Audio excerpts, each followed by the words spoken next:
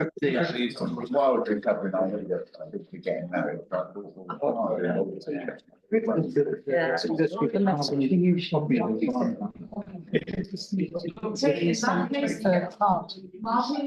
Unmute us, please. We know. Yeah, it's already done. Oh, it's already done. In that case, good evening, everybody. Good evening. Everybody. It's going to be an interesting and busy council meeting. As always. Yeah, as always. We have two speakers for the public session. From the Training Association, Lorna, would you like to recap? Hello, I'm Lorna Joy. I'm the chair of the Buckingham Training Association, and you'll have on your agenda later this evening request for full training status with our friendship town of Armadillo in Italy. You've received a sheet which gives you some of the information, so I won't repeat it, but just to emphasise that by making a full twinning from both sides, it means that the Italian twin town will have access to recognition and to some funding, which could be of benefit to especially our young people, if we can get involved in their curiosity to the secondary school already, because there's a very good vocational school in Barnabra who are really keen to go in England. They offer opportunities also for young people with learning difficulties and other special needs. We've already made some links with some of the local clubs, and we're hoping that at least next year we'll have a return tour of the tennis. They came here to play tennis in May, and they're hoping to arrange a return match next year. So things are already happening, and we feel that if we have full status, it will give us more power to develop it further. Thank you. Are there questions? Yes. I think because you've obviously been before, we had an opportunity to ask questions before, and we've got an item on the agenda. Thank you. Thank you. We also have Tara comment from the Buckingham Society. Good evening, everyone. As Mary said, I'm here on behalf of the Buckingham Society, just to mention a few words about the Northern Road development, which is coming up on your agendas tonight. And I know that this has been a long gestation period, I might say, and all the time the pedestrian access has been found wanting. And I know both the Town Council and the Buckingham Society have written at some length and at some far distant past, just to try and push this forward. I know the nub of the matter tonight is the variation of conditions, but I noticed that they're opening up Roxwell Road in order to do this. And it seems to us an absolute ideal opportunity to try and get a safe pedestrian access onto that opening at Roxwell, which does flatten out onto the Northern Road, and would be much, well, I mean, it would be just absurd to expect anyone with challenges on their walking or disabled access to come out onto the Northern Road, proposed access, and try to cross it. I don't know if those in a wheelchair have ever tried to do so, but it's a nightmare. There's no footpath. We all know this, but we plead that it should be revisited and hammered home again, that we need safe pedestrian access on the flatter piece of Northern Road. Thank you. Thank you. Any questions for Caroline? Okay, thank you very much. In this case, we are going into our official agenda. Do we have any apologies for absence? Apologies for Councillor Harvey. Okay, are we happy to accept those? Okay, thank you. Do we have any declarations of interest of any personal or prejudicial interest related to this agenda? Yes. Those matters relating to planning, Mayor. Obviously one sits on the planning committee. I won't be commenting on those and I won't be engaged in the conversation because we may end up seeing them at the planning committee. Okay, And if we don't really want to walk into a predetermined one view. thank you. Councillor Gately? Yes, just to make it clear that I'm a member of Buckingham Twinning Association. And likewise, I'm a member of Buckingham Film Association. That's so I feel Councillor Gately, the active representative from the town council, myself. Yes, I'm a member of the Twinning Association. These are personal interests. I think these are not, I don't consider this a prejudicial interest in any shape or form. Agreed. None of us stand to gain personally from that decision. I think we need to make that clear and we can therefore probably all vote on it. Okay, thank you. In that case, Lucy. Oh, Lucy, sorry. Sorry, it's not technical business, but I've got a birth order on, so if I mumble or shout at any point, I'm sorry, to probably very loud volume.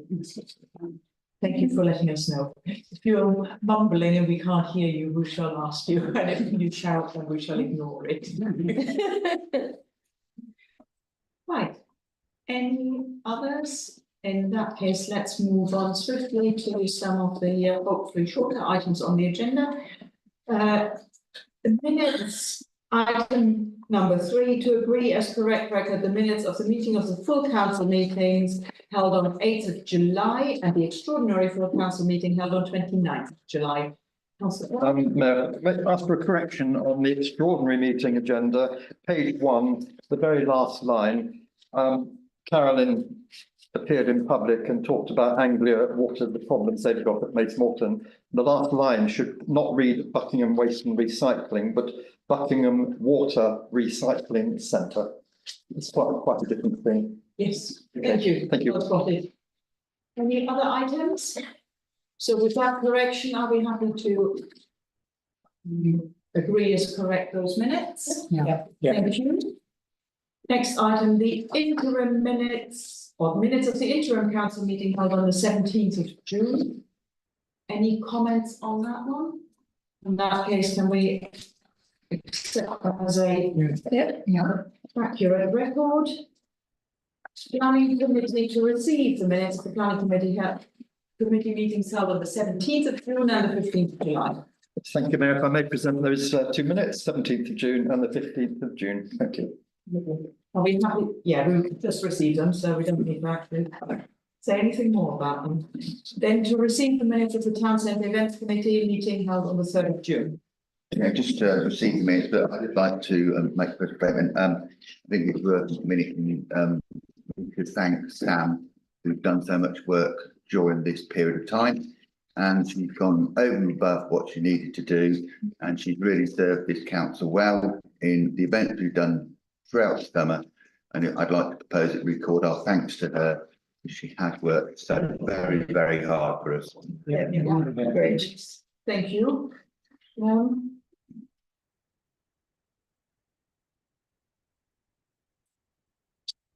Don't need to say anything about Buckingham. Yes, to note that the town centre and events committee agreed the report recommendations on the fire of Buckingham event. Is there anything else we need to say about this? No, okay, we've just noted. Just it will be 400 years of the fire. I have to declare an interest in it. My family is mentioned in the Great Fire of Buckingham. And we actually were one of the families, I believe, who were not insured. And one of our pubs burnt down, which was a loss for the beer. But I'm sure we had other pubs at the time in 1776. So I don't think the town went dry, which is the main thing.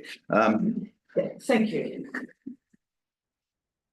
Agenda item number 7, to receive the minutes of the Environment Committee meeting held on the 10th of June. Present the minutes of the Environment Committee meeting on the 10th of June. Thank you. Agreed. Yeah. To receive the item number 8, to receive the minutes of the Resources Committee meeting held on 29th of April and 24th of June. Thank you, as the mayor's just said. If members are happy to agree those minutes. We just received them. Thank you for presenting them. agenda item number 9, we have a recommendation from the Resources Committee to agree the following dates for the annual town meeting, Thursday, the 6th of March, and for the mayor making, Friday, the 6th of June. These dates have been recommended so that we can accommodate the regulated period before the local elections in May next year. So, are we happy to agree the councillor? Thank you very much. And now, having got all these things out of the way, I would like, we have a presentation from Bloor Homes regarding a proposed development at Moor Farm. May I remind everybody that this is a presentation, we can ask factual questions. We should be mindful not to predetermine any discussions of the a planning application if and when it comes to this council or to the planning committee. So just to remind ourselves to be a little bit careful there. In that case, we've got Neil Hall, Katie Coles and Jacob Jefferson. I've got all of these right, so it's over to you. Thank you, and thanks for your time this evening. I'm Katie Coles, Strategic Planning Manager at Law. We are promoting land at Moor Farm. You will have seen that we have recently launched a public consultation, and some news recently went out to the members of the public. So we wanted to come along this evening and present some information slides. Neil Hall is working in a project planning director capacity, and we are a multidisciplinary consultancy, so open to other technical disciplines with this promotion as well. So I'll pass over to Neil just to chat through these slides. Great, thank you, Katie. I hope it's okay to start over, we'll find it a little bit easier. Yes, yeah, it probably makes it a little bit better for everybody else as well. So I'll try and do a quick 10-minute run through. We've got the events coming up. We have been, in terms of the site proposing this to the local plan process, we're not really going to get into that today, but we know that's quite a bit of flux in that in terms of what's happening. So it's certainly been put into that process. Always very mindful on these projects. And when we're suggesting sites, first of all, we only suggest sites that have got merit of having a proper look at them as potential sites, so engaging with neighbourhood plan, also with the local plan process, but also as well in terms of engaging with the community as well. So we've got the events coming up, and we'd like to get out there and talk about the sites and make sure we understand the area really, really well before we do these sorts of things, to see where there's things we can help with, some things we can't, but certainly understand it as best we can. I'll skip through some of these quite quickly, just a bit of initial context, just to give you some geography as to where the site is. So it's out to the Larder Cafe is here. This is the old Borton property closed off. The yellow blob that you can see there is the solar farm that's gone in recently. So that just gives you your basic bearings on the site in terms of where it is. And in terms of when we've looked at the site and suggested it as well, coming forward, that's just to give you some idea of its proximity to services and facilities, so things like the schools. Of the sites on the edge of the settlement, it's actually pretty well located. There's issues around connections we can talk about, but certainly in terms of its general geography, it's very close to a wide range of services, schools, secondary and primary schools, plus retail offer and so on. So certainly in terms of putting the site forward as a suggestion, it's got some merit to it.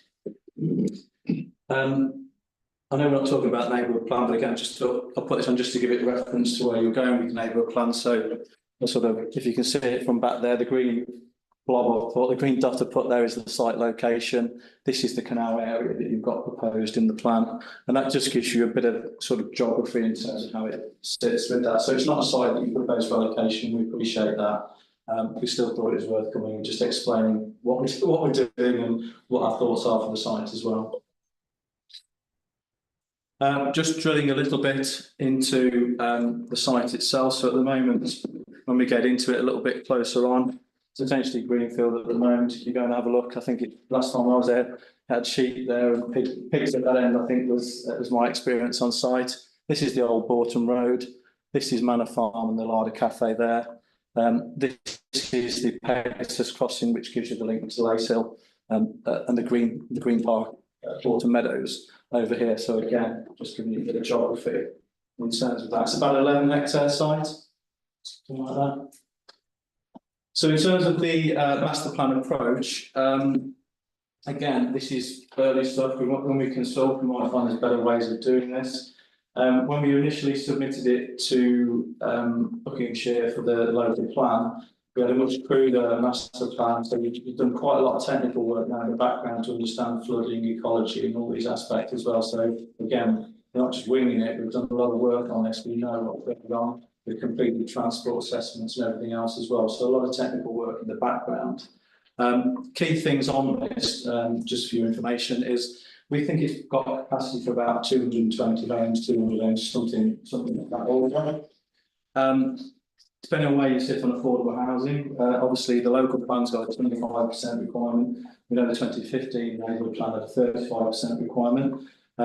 So I've edged it a bit there because we don't know quite where the answer will be on that, but we do recognise the difference in the qualities. So we're looking at that. What we've included on it as well, and I'll zoom in a second here as well, we've looked at, there's been some stress on nursery provision with government's changes around increasing access to nursery places. We have accommodated a nursery provision on site, about a 60-place facility, something like that. And again, we'll consult on that, whether there's other community uses that could be part of the scheme. On the site itself as well, we've got about 4 hectares of open space, so about 40% of the site is green space. That's probably double what you'd normally do on the site at that scale at most. You're a little bit higher and a bit more generous. And the key thing with that is about making sure that it's not overly dense in terms of development. And we really reinforce and retain those existing hedges and get plenty of tree planting in it as well. So we deliberately scaled back, if you like, and not gone for a really heavy dense development, given its second edge location. We have got some additional land which I'll come on to in a second, which is off-site, which is another benefit associated with it. But also on this, and I haven't got everything today because we've only got a short time, but we're also looking at enhancing the pedestrian and cycle network. So we've got proposals for a two-can crossing on 413, improving the connections through to Lace Hill in terms of linking the Pegasus crossing, better lighting, better servicing, and those elements as well. So making sure we connect in to that wider network and actually extend it out into the countryside to give more countryside access as well. And one thing we'll get into, and again, we haven't got detail today, but it's pretty standard stuff for us, as we go and do the consultations around education with stakeholders. No doubt we'll have quite a long shopping list building up in terms of other impacts and contributions from the scheme. We expect to do that. We like to get engaged with that and get answers. We'd rather come to you with an answer as we develop the proposals. And even if you don't support the scheme, we like to think if it is going to go ahead, then we've got something positive to offer and a positive answer on all those aspects to the scheme.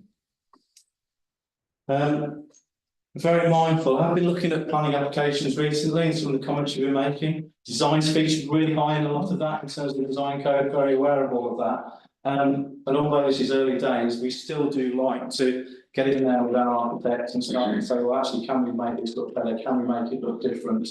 And create something that's attractive, green, and a little bit more effort around the architectural treatments as well. So we started to do that early days again, but I think we're very mindful of what we've been seeing about your comments on schemes that are coming forward at the moment. So that gives you a general artist's impression. So just for reference, if this will catch up, we'll catch up and go back. Yes. So this is a review.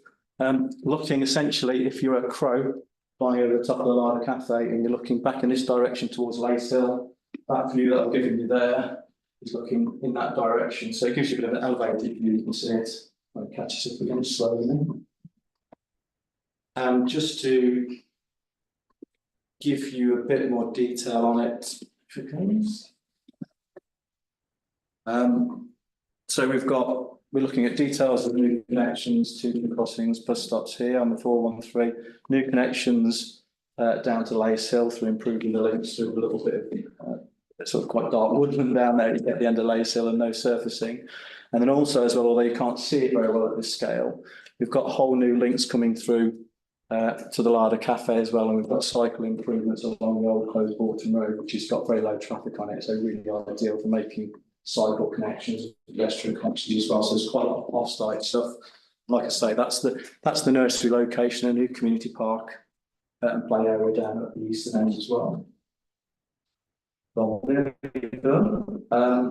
just labelled those on there as well, which I can come back to when we've got questions, but that's just to try and give it some physical context.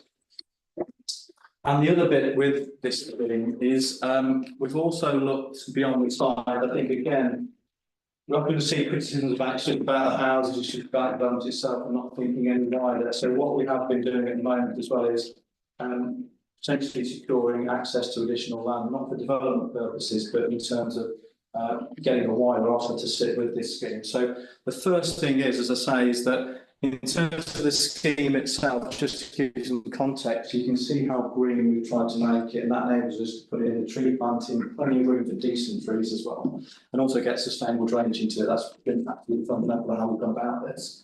We've also got low density around Rose Cottage, which is listed, and you can see from our designs, we just try and keep that feeling like a rural lane, so we don't encroach right up on top of it. We set back and we bring back the scale a little bit as well to make it more attractive. So we've tried to keep very green down there. But the other thing we've looked at on this is that we've also looking at this area up here that we potentially have control of as well. And the idea is, obviously you're aware on planning requirements now we need to do 10% biodiversity net gain. I think that's probably too big for what we need, but we think with an additional area in like that, we could probably get to 30% plus. I think it probably will go higher than that. We probably wouldn't need all of that off-site area. So these are two parts of the fields that are in arable use, so they've got relatively low ecological value, so really suitable for improving. The additional benefit there is that we can also increase public access to those. There's already a right of way that goes through it, but if, for example, they're created as wildlife meadow, additional things like that, we can also open up access to that as well, so it's a destination space. So the whole process on this and what we've looked at is not only enhancing what we've got, it's also about looking at what other attractions are there, like the Manor Farm and the Larder Cafe area, improving the connections to it, greening the development, also being aware of the aspirations around the canal area, looking at the circular routes that we've got there, and connecting all those destinations up and also creating new ones that sit within that as well. So you create this fantastic circular arrangement and a circular walk area, even more to attract people out of town into the countryside for healthy living purposes. So that is the package that we're working on at the moment. Like I say, I think that area is probably a bit bigger than we need, but I think we're a bit ambitious on that, and we'll probably get to 40–50% on B&G without going all that land, but they're pretty big areas. I mean, just one field's about 6 hectares. The typical secondary school is probably 7 to 8 hectares, something of that scale. So it's a pretty big area of land that we've got available to us there. So it's more than just that, and I think that's what I was trying to highlight today, is that it's not just about homes, it's also about that green network and those recreational opportunities and wildlife opportunities. So that's pretty much me done. I have got, and it will come out in questions maybe, I have got some of the design work we're doing about the new cycle links, about putting in a new toucan crossing. And again too quickly, very mindful of connections on the 413. We've done loads of traffic modelling as well, but also we could potentially put in toucans there, widen the footpaths, improve those 3 metres suitable for cycling as well. So there's quite a lot of technical work behind this as well. So it's more than houses, connectivity is improved, right density, but a really, really fantastic green package to go with it as well. So something a bit more just that. Okay, that's probably, is that 10 minutes? That's fine. A little bit more, a bit cheeky now. Thank you. Thank you for your presentation. I have already seen some of Councillor Crowell first. Thank you very much, Matt. Thank you very much for the presentation. It's always good when developers come to see us at the pre-application stage. It's really helpful.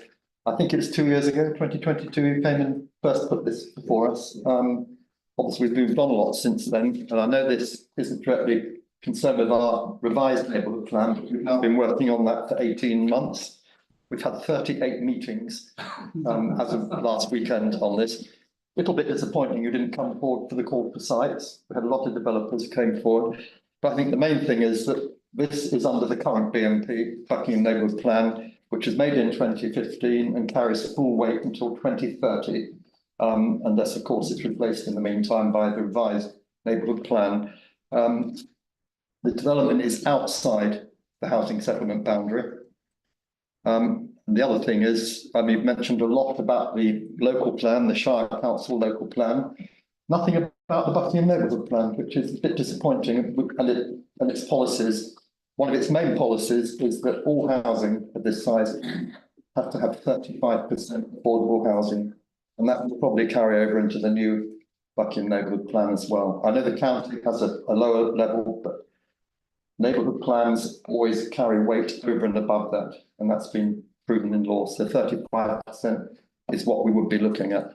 I mean, obviously, there's quite a lot of things to pick up on it, but we wait until we have an application and then we can have further discussion. So again, thank you for the presentation. Am I able to comment?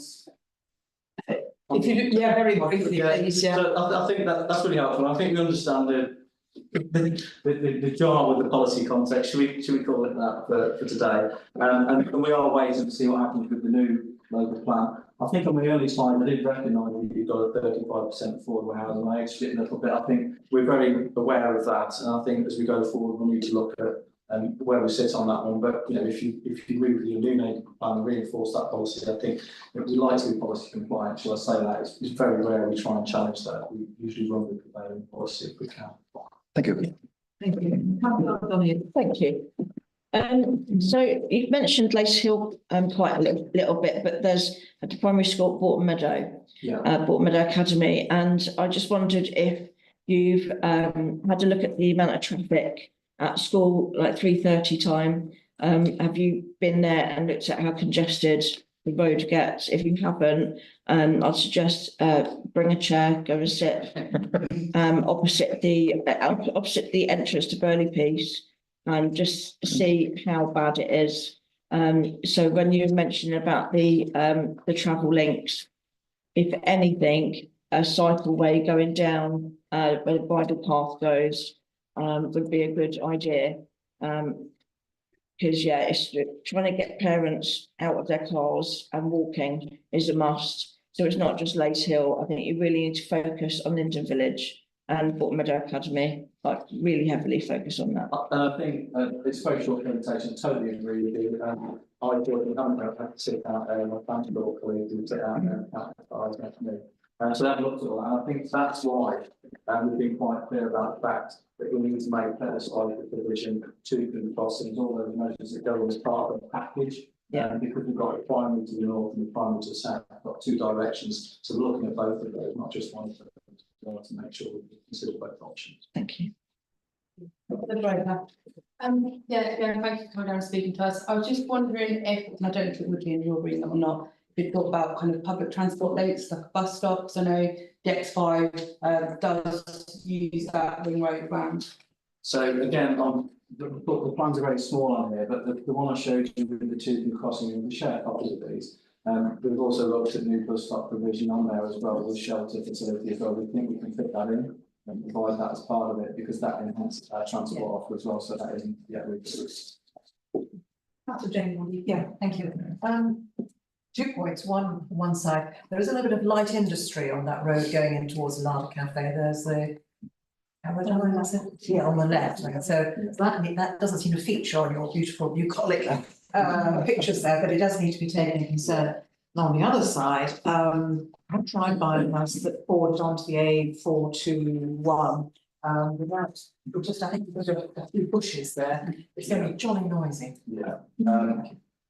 Again, totally agree with the points. I think we've done a full noise assessment for the sites. We've actually scoped that and given a draft report already to the environmental health officer as well about that.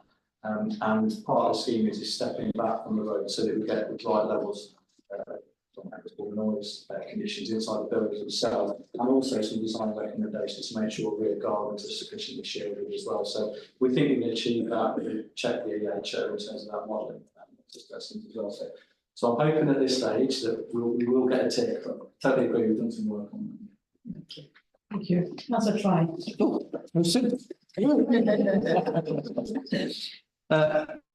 Thank you. Yeah, 2 points. One on lighting design around there. That is a dark area at the moment, so you wouldn't want any uplighting designs at all. To keep it down lighting and minimal at that on housing, front doors, whatever. And also I am concerned about 200 houses with, what's that, maybe 400 cars coming out onto the little roundabout. Yeah, Buckingham gets busy, but it is pinch times, but even those pinch times we don't like. So even more onto that roundabout, it's fairly congested. A lot of traffic flows from Milton Keynes through to wherever. You're referring to the 421 roundabout, the main one? No, there's one on the angle, on the Bolton Road, yeah, actually out of the site, yes. Yeah. Yes, those poor residents that have a nice time getting out, sometimes easily, are going to have an even harder time. I mean, just on that, again, you know, full disclosure on this, we've scoped the transport assessment with the Highways Authority because we've actually done a TA is pretty much complete. We've actually been quite robust in it as well. So we've actually used quite high trip rates, and we've even tested the development that's larger than this purely to see if it makes things fall over where the problems pop up. So we've been quite robust on all of that. And done a lot of junction surveys and up-to-date surveys that are all bang up to date now as well. So we're quite sure on that as well. So again, totally take that on board. Hopefully when we get a bit further on, we'll be able to share more data with you. There's no secret. I mean, in real time, there's still a queue of traffic at that roundabout at peak time. So you know, the Bolton Road one. Yes. Okay. Yes, so it tails back around that. It's a shame you can't get permission to open up the other end of the closed road, and that would maybe. Yeah, it's always one of these dilemmas with the traffic, because the one thing about the old Bolton Road at the moment, in terms of part of our aspiration is to create a destination space. So part of the design that we had as well was to try and have a new duck pond area, unless, you know, something more in keeping with that rural setting down there, because of the heritage as well. And quite a nice, quiet lane, so it's very conducive to making walking and cycling really attractive. So again, it's always a bit of a trade-off for us in terms of, do we cater for the car, or do we actually keep this nice and quiet, so people are encouraged in the conversations we had earlier on about actually will get out of their car and actually walk and cycle. You've got a better chance if you go with that approach generally. But I'm sure if on the junction we assessed, it isn't flagging any particular problem, but I will have it. Okay. Thank you. You haven't touched on sewage drainage, or whether you had a conversation with Anglia Water. They already are under pressure with all the other developments that's been going on Osier Way. So I don't know whether your new site can cope with the sewage and the drainage. Yeah, so again, hopefully I've done a reasonable amount of research, and you can have a look at conversations and things that have been going on around utilities as well. So we've done a utility study, and we've also been in touch with the power water utilities as well. At the moment, they've given us connection points, and they've also advised that they think it's got receiving capacity at this point in time. Now, from a development perspective, even if we've got capacity now, we're not able to reserve that capacity. So whether it's something that it's going to come up modelling in the future, but at the moment the same to us, if you were to get on with it now, this is where you can actually think that's acceptable, and you think you've got exceeding capacity for you as well. So that's where we're at the moment. But I am mindful of those comments. I've seen the other stuff on the report about controlling conditions or limiting conditions affecting development as well. So there's no point in having something we can't deliver. We need to be very good. We'd like to get on with it, not just do technical work for the sake of it, that keeps me busy. Right. Thank you very much for the presentation. Thank you everybody for the questions and comments. You are obviously welcome to stay, but we also don't have to. I think we're certainly interested in the next item because it's related to infrastructure. So if you don't mind, we probably will have it now. Okay, thank you. Thank you very much indeed. Yes, good. Yeah, I think we'll do that. We can swap places amongst the presenters, please.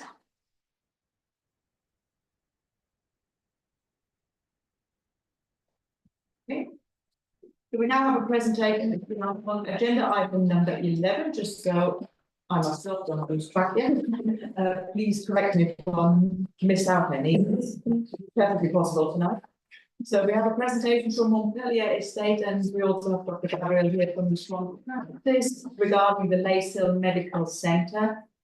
I would like to point out that this is a town council engagement matter and not a part of the neighbourhood plan regulation 14 consultation process. So again, if we could be mindful that in whatever questions or comments we have, we do not predetermine any comments we might want to have around the planning application. Thank you. Thank you for seeing us, and I think it's been quite a long journey. It all started for us jointly about 12 years ago. I represent Montpellier Estates, and we own the land at Lace Hill. And I think the latest news is we will deliver the building for George and his team to be a tenant in. We are jointly working on business case number 4, I'm guessing, at least something like that. So it's taken an awful lot of time to get us here. But I think it's last minute rush now because, as you are probably all aware, there is a grant, NHS grant attached to the really facility forward, and that is to expire and March 2029. We need to demonstrate that we physically spend that amount of money on site, otherwise that scheme won't be supported. And it's not really us being really bad and planning and timekeeping or anything like that, that we're doing everything by last minute, but we have submitted the business case in 2022 to NHS medical approval, and during COVID, that's not what I think it's only just recently, around January, they came back with some comments on it. And as from July, we were able to accept terms in principle about the obviously ICB contributions and the payment. So now we are working on a business case which needs to be submitted, I think, end of this month.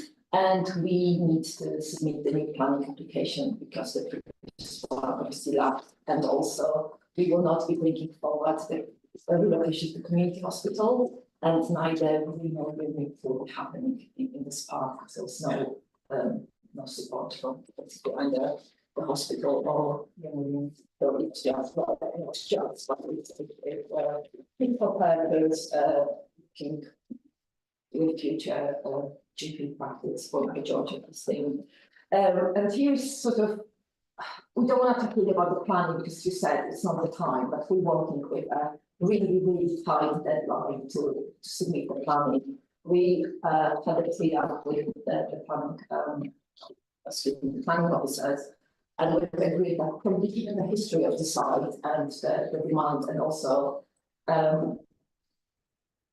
the constraints of losing that grant, we will be having a PPA with the planning and see if we can determine it in a quick manner. But obviously that comes to, do we have all the stakeholders comments on board, or will you call it for committee, and what can we do in form of engagement with you to make that process as easy as possible, if that even is doable, because we really need to start building beginning of next year to be able to spend that grant money. And I think it's probably fair also to say that is our last chance on Lace Hill, and we have it in writing from ICB that after the planning approval for Lace Hill was 2009. That's 15 years since everyone, and it wasn't because we didn't try. We obviously haven't been successful at the first. And the approval process, and that is definitely, they said, the last goal. If we don't make it happen, they will withdraw their interest, and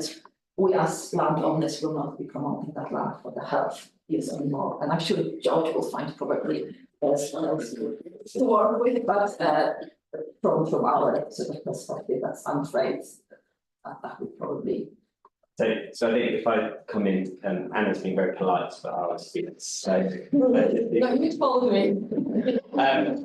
So it's obviously quite a soap opera, the Lace Hill situation, and I one that I hope you feel we've done everything we can to really try and keep you up to date with. I think where we are now isn't a home straight, but one that still has a lot of jeopardy. One of those is around the need for PPA. So obviously, part of the process that's incumbent on us, on Anna, to be fair, specifically, is engagement with relevant parties. And if that process is slowed down significantly, we just have this problem about the NHS grant having to be spent by the end of the financial year. So what we're looking to do is really get any vague advice from you as to how we can make that process as efficient as possible. In terms of one of those areas is clearly and probably the most important piece of engagement with you as the town council. So yeah, that's really probably it in summary. But what you are hearing me say is we are nearly there, which is what the most important say. And that is a statement that I am pleased to be able to make. We're not quite there yet, but we are getting very, very close. I think we need to be at the point where we need to demonstrate there's a support for the scheme, let's put it that way. We need to demonstrate that the grant money will be physically spent when the deadline is spent. Without the planning permission, obviously, we can't start working on it. We will be spending an awful lot of money actually and building everything as much as we can offsite. So the moment we can break the ground, we will have probably quite a lot of building manufactured and delivered. So that's the plan. Thank you. Councillor Jordan. I'm just wondering, you said about the hospital services not being moved up. Will they still be staying at? So if I can take so everyone's always worried about the community hospital. Understandably, every engagement I ever had with the hospital, I've never seen anything explicit about the closing for the last 3 years. And prior to that, rumours and conversations. I will be upfront, my hope and aspirations at the start of this was for the most amazing integrated health and care facility that you could imagine. I'm going to get a lovely GP surgery. It is not what we hoped would be the case. It's not what Aradazi envisages in his latest report to the government, but it is a step in the right direction to delivering fit for purpose healthcare to the people of Buckingham and the villages. And we, as far as I understand, there are no plans for reduction in services at the community hospital, although I'm not a representative of BHT. Councillor Howard, Just like to reinforce what Anna said, this is really the last chance. I've followed this for well over 12 years. So I'm going to put in my letter. What I wondered is, this is for George, the NHS thinks probably that Swan Practice is perfectly able to cope without any new surgery because you've done it for so long. Why should they spend any money on it, a new surgery? I personally know why, and I know what it's like for Swan Practice. I wondered if you could, from a more esteemed point of view, to say why you need a new surgery. Yeah, absolutely. So, I mean, I think, first of all, I think locally there's a recognition that we do need that. Again, I think a lot of you know very well, you know my values and despite our best efforts, the consequence of our lack of building is leading to a reduction in the services that we can offer, a reduction in the number of staff that we can appoint into positions. That's our limiting factor. And it means, the service we deliver is not at the level I would like it to be, waiting times, etc. because of that. We need a facility for the current population of Buckingham, but we also need a facility for the growing population of Buckingham. Yeah. And as we've heard in this last half an hour. So what we have at the moment is a disjointed service with buildings that have no potential for expansion in their current site, that are outdated, and in which both the staff and patients quality of care is compromised because of that. best example I can give is Verney Close surgery, which was a wonderful halls of residence for the resident nurses of the old Buckingham Hospital when it was on the high street. But it's not the best thing when you've got somebody in a wheelchair trying to get round to anyone downstairs room or up to our upstairs rooms. I don't think I think there's a toilet that's disability friendly in that building, and that is it. It's for reasons like that we need it. And the simple fact is what we have at the moment cannot serve the growing population if there are to be developments such as the one described here earlier. Yeah, thank you. Councillor Secretary. Yeah, but firstly, thank you, Gabriel, for the time that you've put into this project. I think it needs to be stated, and we've been with you on the journey, and I think it needs to be stated how testing and difficult it's been for you. I'd also like to thank you for the work you did with Buckinghamshire Council on helping us prepare how to use infrastructure money for primary care. You were a big part in guiding members to recommendations to improve that situation. And also thank you for the way that you're engaging with both members of Parliament, which you cover, and the fact that you're having briefings with that.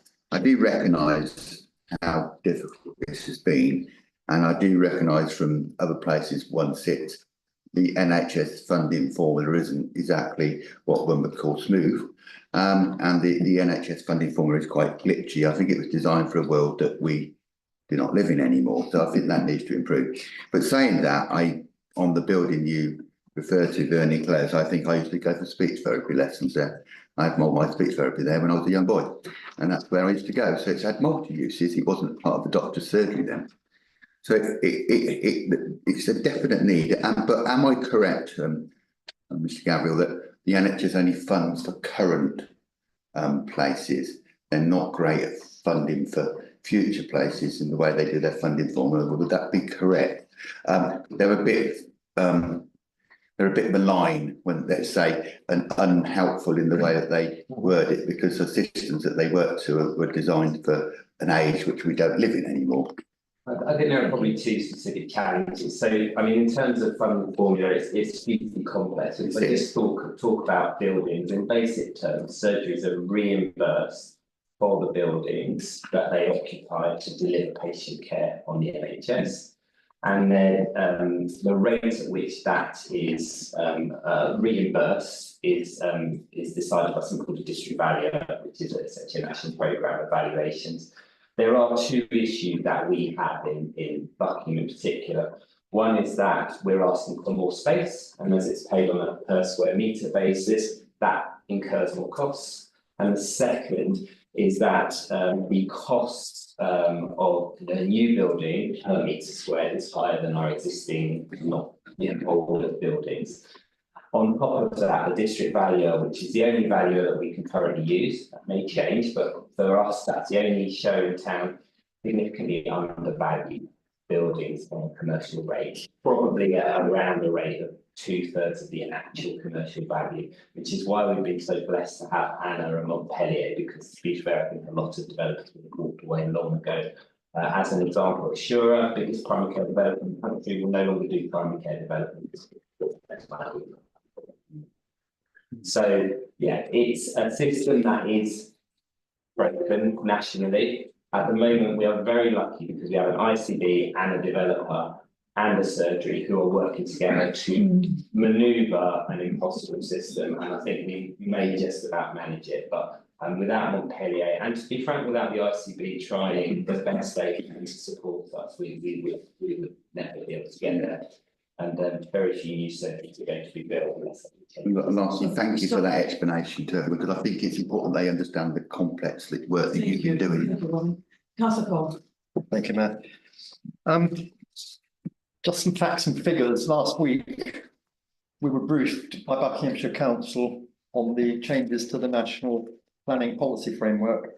The one figure that jumped out a bit was that Buckinghamshire, under the new government, is going to have to take a 42% increase in housing, which means by 2045, we'll have taken 86,500 new homes. Buckingham itself, under the revised plan we're working on at the moment, has already preempted that by making provision for 4,500 new homes by 2040. How is Swan Practice going to cope with that in the future? So in simple terms, without a new building, not at all, I'll say that. The new building will not be as big as it needs to be because of these restrictions. But we're very lucky as we have a clever developer who is trying, and has designed, really are looking at how can we essentially grow the new building as needed. So there is both expansion space on the footprint of the build and within the site itself. It will lead to compromises down the line. Parking is going to be a huge challenge and compromise, but obviously we'll look at relationships with neighbouring businesses. But effectively, we're hoping that we have a building that. I think the building will be future-proof. The parking provision probably won't, but hopefully will be overall sustainable in the future, and most of us will cycle. Will come up with something different. So, but in terms of the building, there's a potential role. But also I know that George in the future has got quite the vision to carry a little bit more procedures in the building. So we're trying to make sure that can be accommodated when the time is right as well. Thank you. Thank you. Councillor Jane Murphy. Oh, thank you. Well, as a former chair of a strategic health authority, these are wonderful people. We should support them all we can, because it's a bit like sort of working behind, underneath, around, trying to get to this point. So they've done really, really well, and I absolutely encourage it. The sensible point I'm trying to make is this just this presentation tonight? Is that a sort of tick in the box, right, done with town council, or is it an ask? It's an ask. Actually, it's me begging, really, or us begging. If there is anything we can do as obviously, because the application is still to come forward, and we will need as many blessings as we can to make sure that the planning officer won't have to wait for the committee and can determine delegated powers. So the determination period can be shortened if it can. I'm not trying obviously to do. It's either that or nothing, but this is a really, really short period of time when we have to demonstrate to NHS England we will spend that money, because ICBs and special purpose at the moment, they can't guarantee. In the past, we did the project before in Aylesbury, and they were in a different financial position that they could guarantee that if that money isn't spent, they will sort of back us up. Obviously, they're not in that position anymore, so it all needs to come from, yes, the planning will be granted at a certain time, yes, we can start on site, and yes, that amount of money will be spent. I think we're looking at opening, I can't remember now, it's changed so many times, but it is May 2026 or something like The that. aspiration is for an opening, or at least a building completion of May 2026. So I think the simple ask, I'd like to think we can fully engage with you, and that's how it's felt. But I suppose our simple ask is, if there are any problems or concerns, we have them now, not when you're asked officially for your position. What I don't want you to do is just give a rubber stamp. That's not what we're looking for. I don't believe that's what you would do anyway. But what we are hoping is that by the time you're asked officially, that you can, say you've been fully engaged and approved. But obviously, if there's any challenges, questions, you will take them now today, or you will know how to contact me anyway. But we want that hopefully resolved by the time anything official comes, which we think will be in the very near future, really. Yeah, next couple of months. Next couple of months we'll be looking. Okay. Thank you very much for the presentation. It's always useful to understand how this is progressing. That's one word for it. Good luck. And can I just say as well, thank you to the whole committee. You've been incredibly supportive, and it's been really helpful and appreciated, especially at moments when we've needed a bit of extra motivation. Thank you for that. Thank you. Thank you, George. Cheers, George. Okay. Now, I thank you all for your questions and engagement.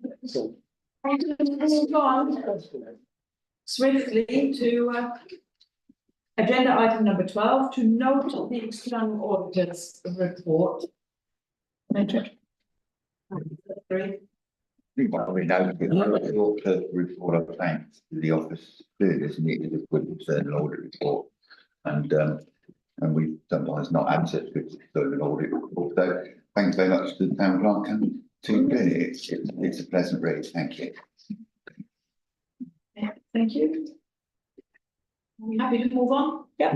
Okay, item number 13, to note the decision of the Community Governance Review of Buckingham Town Council wards, and to note that the following changes will come into effect on the 1st of May 2025 at the local elections. The Highlands and Watcroft ward is merged into the Buckingham North ward. This will increase the number of councillors for this ward from 7 to 8, and the Fisher's Field ward is merged into the Buckingham South ward, which will increase the number of councillors for this ward from 8 to 9. This is the proposal that we made from the town council, and there has been the required consultation on this, and it has been approved. So I think we can put this down as an outcome that we're happy with. Excellent. And thank our officers for the for the work they put into it. Yes. Yeah.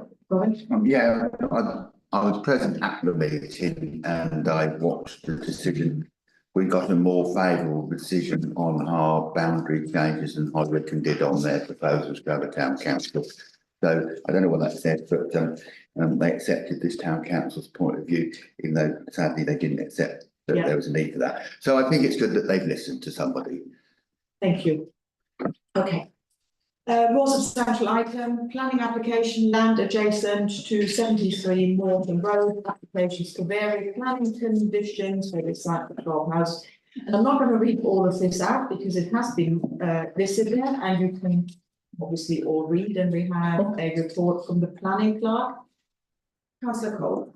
Thank you, Mayor. Yes, first of all, I could thank Catherine for the work she's done on this. It's a big report, as you've seen. Yeah. It all comes down basically to the final couple of pages. What the applicants want to do, they want to get this work underway as soon as possible because their planning permission runs out in November. Because of the untimely rush, there are a number of things that do concern us, which Catherine's picked up in the report. Probably the biggest one at the moment is there's no mention of the affordable housing content here. Under the David Wellesley plan, there must be a minimum of 25% affordable houses where there's a development of 12 or more, and this will be 12 houses. So I think we need to ask, where are the affordable houses? We've also got concerns about this very steep road going up with very tight bends, how lorries are going to negotiate. We've asked before, and I think we should ask again, why does the entrance need to be from Morton Road? Why can't it come from behind Western Avenue, which is on the flat? Houses are going to be on the flat, the same level there. And there's concern about the safety of the entrance still. It's right opposite where parked cars are. It's unsighted. We haven't got pedestrian access there. And we're still concerned about the safety of those trees. I know they've said quite clearly that they're going to dig plots 9 and 10, which are away from the trees. There are going to be gaps made to get this road in. And again, these are protected trees. And I think we need to rely very, very heavily on the tree officer about the safety of those. Yeah. So my proposal at the moment is that we should oppose this until we have more information on the affordable housing content. We should ask the question, why can the entrance not be from Western Avenue, which is safer? Yeah. And that we would want the tree officers approval of whatever is done before we would agree to this. Thank you. Thank you. So we have a proposal. Okay. Do we have a? Sorry, it's very interesting here because I thought we were discussing it. I knew we were going to pause and move a motion on this. So as a member of the North Box and the committee, I would like to give myself in discussion about it. Yeah, okay, yes, sir, thank you. Thank you, Salisbury. I did that at the start. You have done that already, yes, it's been, yeah. Councillor Dragon. Second. Yes, yeah, okay. so we have a proposal, and it's been seconded, Councillor Davies. Thank you, Mayor. Last time I came down Morton Road, there was a big for sale sign on the corner of this plot. Development land for sale. Yeah, I saw that. Yeah. Yeah, so they're worried about the planning permission running out and they're wanting to put all this Fishing in exhibition. place very, very quickly. Yet they're also trying to sell the land. Seems a bit, Yeah. Okay, so odd to me. we've got a proposal, it's been seconded, are we ready to move to the vote on this one? Yes. All those in favour of the proposal to oppose this application until we've got, you know, no, actually, no, I'm not on the committee, I can vote. But that's, nearly all of us, and those who are abstaining, could you just for the record raise your hand? So that's 4 abstentions and the rest. So this proposal is carried, sorry, I'm falling over my words here. I will try to do better. Item number 15, to receive information and a request from Buckingham Twinning Association to seek agreement for Buckingham to move to full twinning status with Valmadrera in Italy.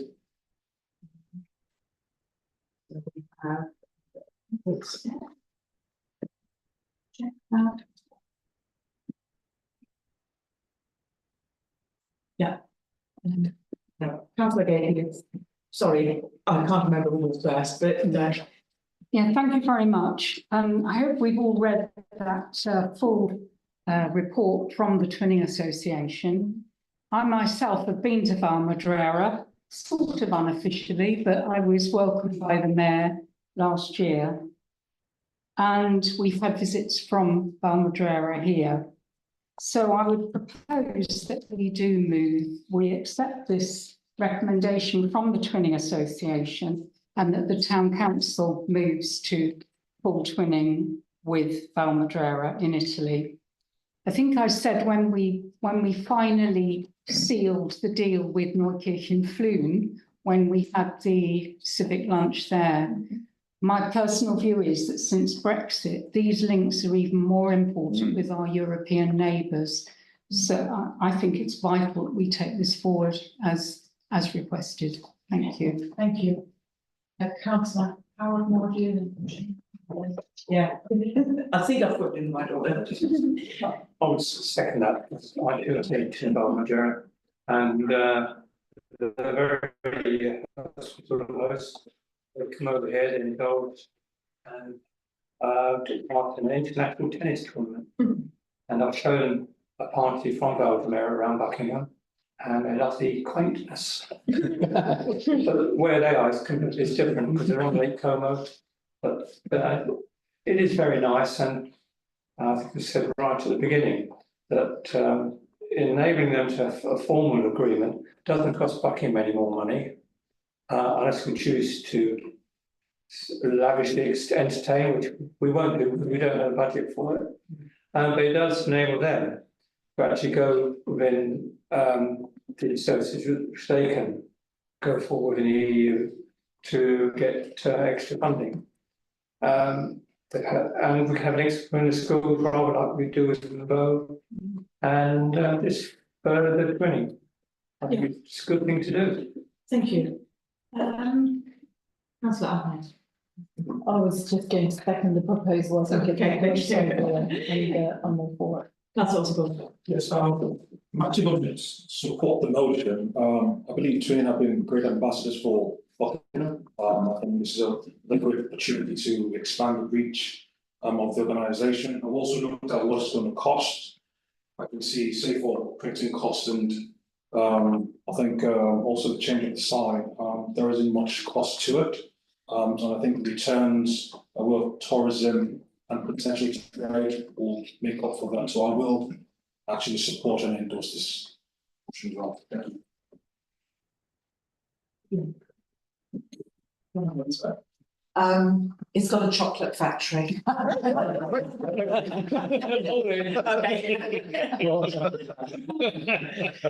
on this note, are we happy to move to the vote? Oh, sorry. So Councillor Harold Morgie said it wouldn't cost us any more money. So how much is it costing us at the moment, and how much is it potentially going to cost? And also, how inclusive is this actually? And like tennis isn't something that's available to everybody. We need to be looking at inclusivity to allow people from all backgrounds to be able to have opportunities within Buckingham and further on. Thank you. Thank you. Yes, we can.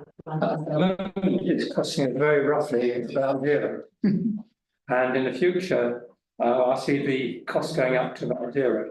It's not costing us any money. And when they come over, the people stay in people's houses. There is no cost borne by the town council. Any costs might be sometime in the future you want to change the signs, but we've only just changed them, so I can't see that happening. It's really very minimal. It's just making an official twinning instead of a friendship agreement. That's all. Yeah, I mean, Councillor Davis' point about inclusivity is very important. And I remember when we started the twinning back in 2002. Thank you. Yes, we had a meeting, and Christine Strange-Clark, our president then, mayor then, started it, and she asked me to lead it. And we were very clear that the main thing that came out of our first meeting was that the vision was peace in Europe. And that was so, and I was very clear, I did not want this to be like a junket for the mayor. I'm sorry about this. It's not that. But more seriously, Councillor Davis makes a very serious point, and I promise we will make this an inclusive thing. I was just hearing from my colleague Steve Haynes that they do have a college there, Aldermore College, where young people are trained in aspects of catering and other things. So that's an opportunity for some of our people, and we are trying really hard to work with students here at the Buckingham School to make sure that we get those links going. So it's a very well-made point, but we do have it very firmly in mind. It's not a junket to the middle classes. It's very much about mainly about getting young people together. And the tennis, I must admit, did sound a bit sort of, la-di-da, but it was middle class, I have to say. But there were some youngsters there, and it's not the only thing we're planning to do. Thank you. Councillor Sir. Now, thank you very much for all the fine words. I think that's great. I think one of the things that we should record in the minutes, as it's been stated, it won't cost us any money. It should be recorded in the minutes that it was agreed, because it wouldn't cost us any money. Because what will happen 5 years' time is we'll come back to discuss this again, and then there'll be something we need to budget for, and we have to consider it, and we are spending public money. So I'd like a slight amendment to the proposal that it is agreed, in agreeing this, that it will not cost this town council any money. Other point which I want to make is I have been privileged enough to watch lots of mayors travel and lots of mayors go and visit things. One of the things we cannot do is, as a town council, I'm interested in or cost any money. Our mayor, he, they or she, whoever represents this town council, will attend something. I think it's only right at that point that is funded. I don't think the mayor's allowance is enough to say that should be used for it, because what we'll end up doing is making the position of mayor only available to those that have very deep pockets. And the great thing about this council, when I was mayor, I hadn't got very deep pockets. I know it's James smiling there, and it was exclusive. So I think that we should, in agreeing that, go back to look at what we do, but allow a date for these things, because whoever happens to be she, he or they, mayor of this council, can't not have a situation where it's income related and they couldn't take something because they couldn't afford it. So I'd like the minutes included, agreed, because it will not cost this town council a penny. I also would like to ask that we take this back to the comments about the funding for the mayor for such things, to look back at the allowance we give the mayor to make sure that that is robust enough to actually cover that for his shield day. Because I think if we send somebody over there, we want our person who represents us to be fully inclusive in this and to be able to take part in it, whoever they are. Okay, thank you. So this has now generated clearly quite a lot of comments. I think it might have been Councillor possible. Yes, thank you very much. I think the first thing to set the record straight is during the presentation, I don't think this phrase "any money" was used. I know from the document that's been put forward, it's stated here that there might be potential costs to the starting and also printing of. So I think for the record, I think it would be inappropriate and inaccurate for say any money, but I know the record is very, very important. And the second point, which Councillor Stottery, and which I think is nominal, which is what Councillor Mordew said, it's a nominal amount. The second point, which Councillor Stottery did raise, with regards to the mayor visiting, I don't think that's compulsory, and I think they're currently there are countries towns also twinned with at the moment. I don't think there's any special provision done for that. So I think looking at what we've done in the past, I don't see why this should be an exception. I think we should continue expanding the reach of ambassadors as Twin has been in the past. Thank you. So, okay, Ian, Councillor O'Donoghue, and Councillor Ahmed, Councillor Gately, Councillor Davies, and Councillor Trying, Councillor Stottery again. And if I get lost, correct me. Thank you, thanks, Mayor. On the point that Robin made about the allowance, just thought I'd let members know that when I went over to Mubo, the Twinning Association paid towards it, and the council over Mubo, they covered the cost of the hotel because we couldn't stay in the family's home because of my limitations, so they paid out for the room, so there was no cost to me whatsoever for travel, for staying anywhere. It was all covered. Thank you for clarifying that. What's up, man? I just want to briefly say on the issue of cost, there are very cheap flights to Northern Italy from London Luton Airport. So, you know, for less than 50 quid, you could get there and back on the plane. Thank you. I think when we were talking about costs initially, it was they made the point when Lorna and Steve came first, you know, a few months back, saying that they weren't expecting, or there wasn't an attached proposal that the town council would mount a an expensive civic event to celebrate this. And I think this is what we're referring to when we say no cost arising from this. Of course, there will be costs for stationery and things like that, but I think those are general running costs, Claire. I would say at the moment, the Twinning Association asked us for any money. Obviously, our general running costs that we do, such as printing and seeing this beneath this committee's scrutiny. But at this point, members aren't being asked to do any budget, and being asked to put any money forward. Yeah, and that's why I haven't attached the report with any costings in it, because we're not being asked to do that. Yeah, exactly. So that we have not been asked for any money, we've just been asked for our blessing at this point. But any future questions that come up, they are then to discuss for a future council at the appropriate budget point. We're not going to bind a future council's hands on financial matters, obviously.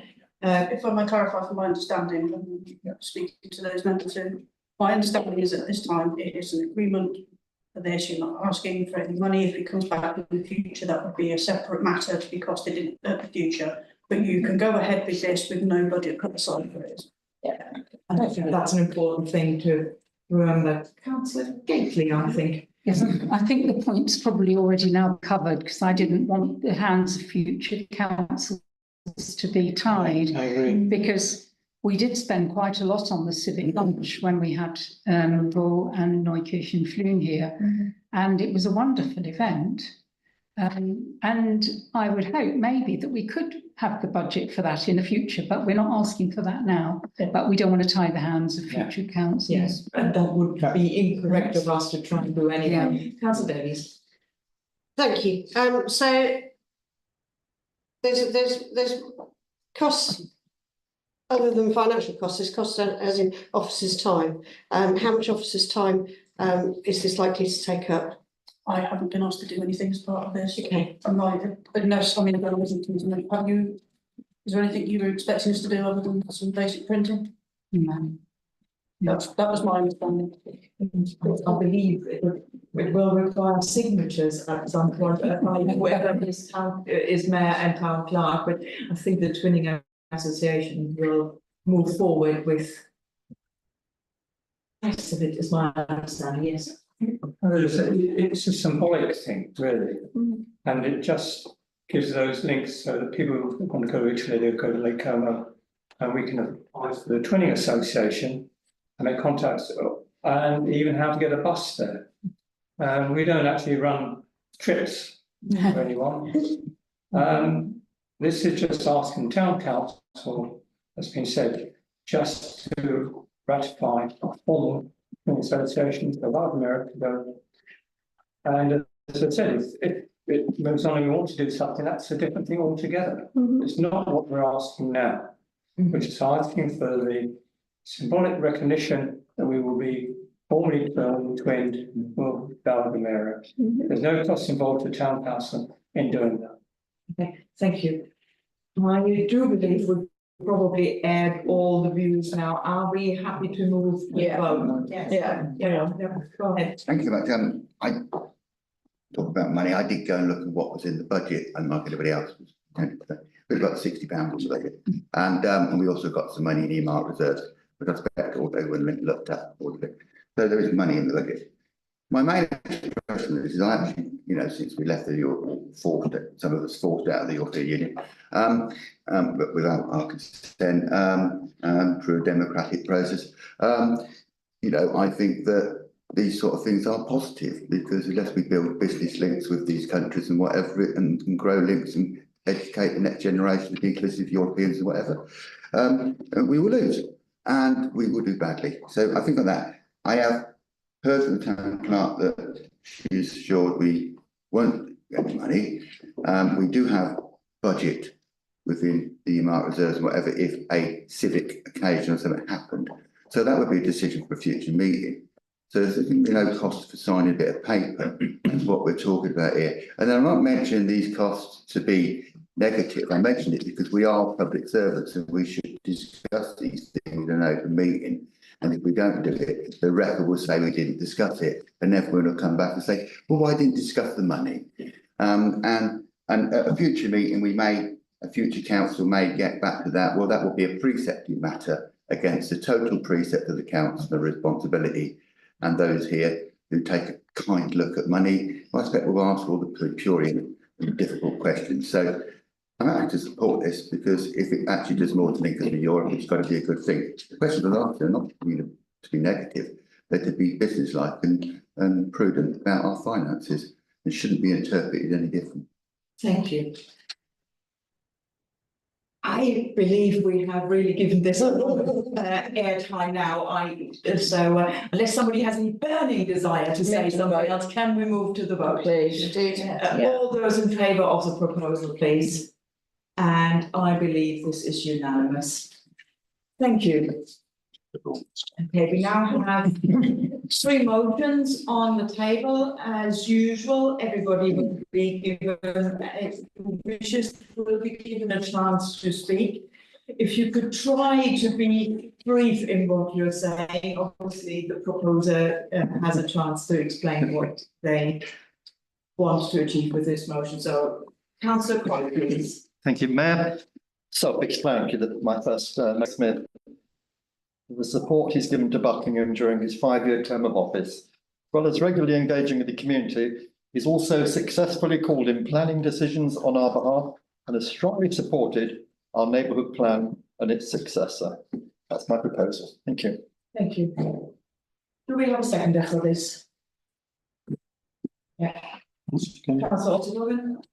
Yes, I am happy to second Councillor Cole's motion. I know that the former MP had quite a lot of engagements in Buckingham town.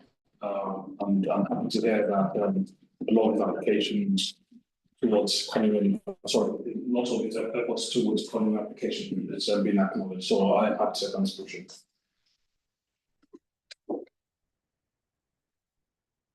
Anybody else wishing to speak? Shall we move to the vote? Let's move to the vote. All those in favour, please.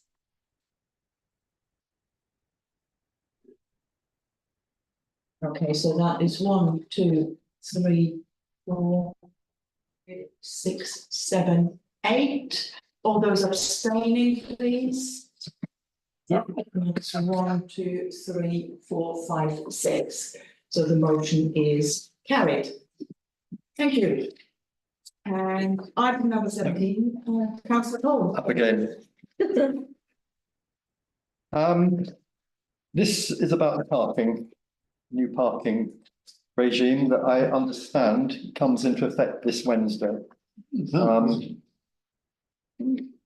think everyone's very concerned about this, about what they feel is a lack of consultation or having been consulted, that our views haven't been taken into account. So my motion is that this council asks how the Buckinghamshire Council Cabinet, having agreed to new paid parking charges and hours across the county, equates that with its statement on its residential parking regulation zoning that it would be unrealistic to create one set of standards for the whole county. That guidance states the county is made up of 4 districts, each of their own characteristics and population makeup, ranging from densely populated towns such as Aylesbury and Wickham to small rural communities. Within each district, there's a further variation in the character and makeup of the population. There's also significant variation in the accessibility of public transport in different areas. As a result, this is the big result, it would be unrealistic to create one set of standards for the whole county. I'm proposing this because I think it's totally iniquitous that we should have the same type of parking restrictions, hours and charges that High Wycombe does or that Aylesbury does. They've got railway stations, they've got many, many taxis, they've got good public transport. Here we are out on a limb and we're having the same regime forced on us, which is going to damage the town, it's going to damage our economy, and Sundays and bank holidays as well. It's just not good enough. That's my proposal. Thank you. Thank you. I was here first. Well, yeah. I'd like to second Mark's Councillor Cole's proposal. I think it's completely agree with everything you're saying. We are not the same as other towns within Buckinghamshire. We have a different demographic, different uses of the car parks. In the evenings, it will affect the nighttime economy. Sundays and bank holidays, it will affect the businesses that are trying to thrive in a difficult circumstances. So I said, yeah. I support it. That's what I'm saying. Yeah. Councillor Zachary. I think it's one of these big disappointments, isn't it? I believe all but one member of Buckinghamshire Council and on it were negative against this in the consultation, to be fair. Those who responded. And I think that was the elected members of Buckinghamshire Council who recognised the indiscretion of this. The town council responded negatively. I remember attending a meeting, which is a public rep, and I have it on video. So I know it's a public record because it's for repeated playing at any time I choose to. When we went through finance and I asked questions around finance, one of the members said, I hope we'll do something about the fact that Buckingham has parking such and such and bring it more in line with the rest of the places. And it's a public record and I can play the video tonight if you need to watch it. And I thought, well, this is bad news, isn't it? Because that means that they're looking at the whole Buckinghamshire as one place rather than, as proposal motion rightly points out, the difference between the areas. We haven't got a train station, we haven't had one since Beach. We only got the X5. We have a very fragile economy supported by independent traders, not large corporation groups. So I think, you know, what this motion is the right thing. Whether they will listen, don't think they will. The decision's made.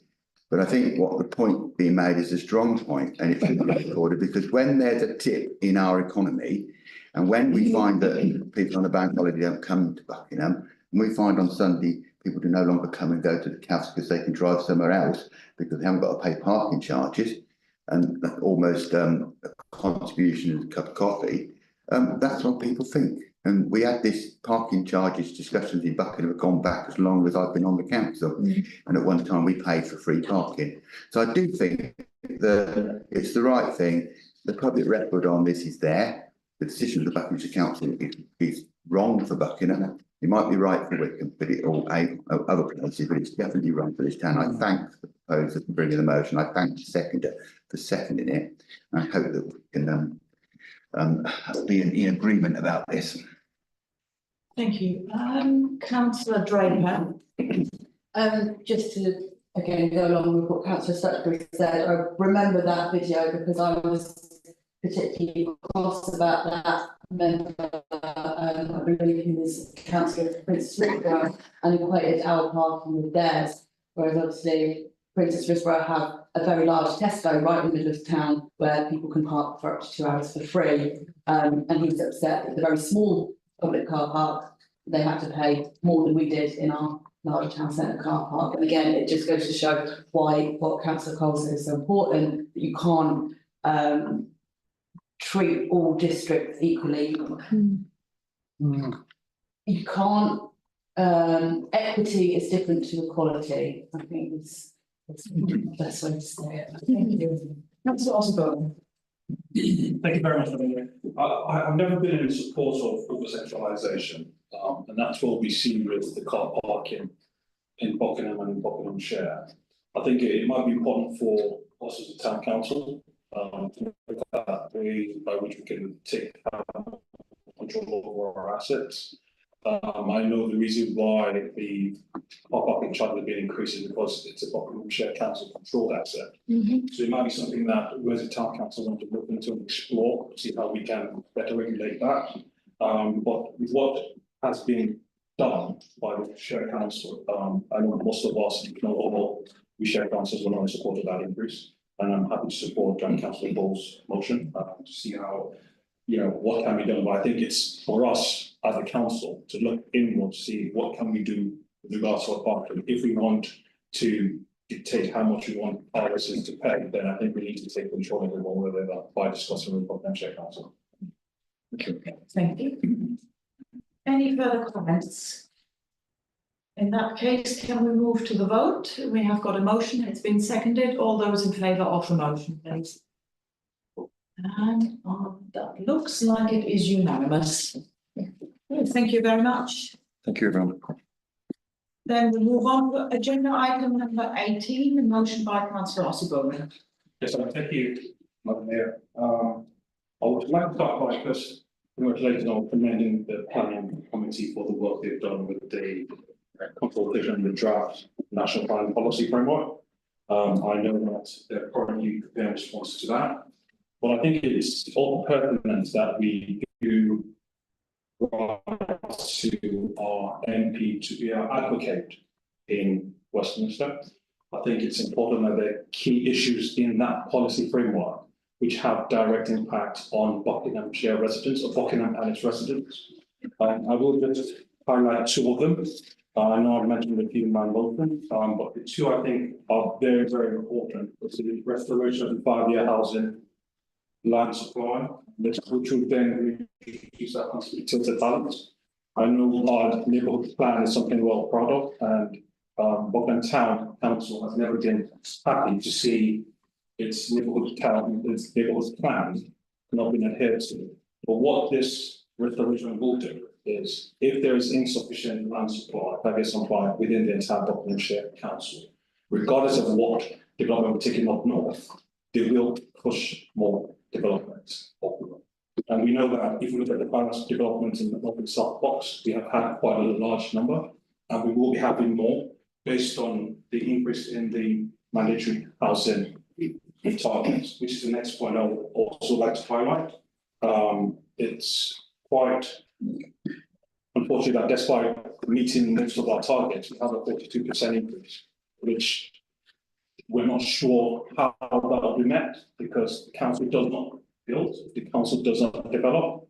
It's developers there's the developers that do that, and we cannot in any way encourage or ensure that these targets are met. And what then happens if they're not met is that we may then lose the pass to regulate our plan. I know it's been a very long night, so I'll not speak for any longer. All I will just say is I will like to move the motion, which states that in addition to the plan response to the Ministry of Housing and Communities local government consultation on the draft National Planning Policy Framework, scheduled to close on the 24th of September, we as Buckingham Town Council write to our local Member of Parliament expressing our firm objections to the restoration of the 5-year land supply in the concept of tilted balance, and also any increase in mandatory housing targets, which I reference as 42%, and also the increased density in urban areas and introduction of deadlines for local plans. These changes will adversely affect Buckingham residents and our essential infrastructure, such as our roads, sewage, GP surgeries, and schools. It is necessary to have planned advance funding for this commitment. So, thank you. Thank you. I second. Okay, so we've got a motion and it's been seconded. Anybody? Yeah, Councillor Stratford. Just like the amendment, it's only students, if you do move amendment. Amendment states which, in addition to the planning response to the Ministry of Housing, Communities, Local Government, consultation, draft policy framework, on the 24th of September, the date to be once results of the consultation published express our firm opinion, because at the moment we haven't as a council even read the responses that were sent in. And the restoration of the 5-year land supply, we can discuss that at that point, and the increase mandate of the targets, we can discuss that at that point. What effects there may be on the oncoming residents, because we don't know what effects there'll be on the oncoming residents, because quite frankly, we don't know the outcome of the consultation, we don't know. Hurrah, which might be in our position once we've got all the data and all the information, which is the point to make the decision, not in advance of knowing something, because it rather predetermines what you might say thereafter. So then, with what effects it may be coming residents of Buckingham residents on our, the reason I say that is because we don't know, and we should make it in a proper manner. We're in the middle of doing a multi-neighbourhood plan, which is being considered all these things, and once we get the full information, it could be that this town council wants to comment in the way it chooses to. What we're doing now is commenting on a possibility, not an actuality, and I think it's important that we at least have some sense of purpose in what we're doing, because later on we'll have already made a comment and we won't be able to make a more substantive comment. Okay, so I've got Councillor Draper, Councillor Mordew, Councillor Ralph, and then if there, Councillor Jane Mordew, Councillor Cole, and I will give you an opportunity to respond at the end. I'd like to second the amendment, but reserve the right to speak until. Okay, thank you. Councillor Mordew. I see a number of applications that have gone through because of the 5-year housing supply. These things are becoming mandatory. You won't have any choice. The consultation ends on the 24th of September. I don't see any problem in writing, just expressing our view. When you make things mandatory, you really cause a lot of problems. And we don't want to see a lot more housing in Buckingham and the surrounding villages.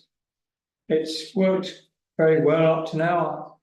And yes, they are looking at it, but when they look at it and they actually implement it, that'll take a long time anyway. So I don't see any harm in writing, as Councillor Ozzy said, expressing our views, having a mandatory 5-year housing supply. I think our housing supply at the moment is always questioned by developers. And because of that, they can go to appeal. And the chances are they'll probably get it. So I don't support the amendment. I will just go for the original motion, and that's what I support. Thank you. Councillor Ralph. Yep. Yep.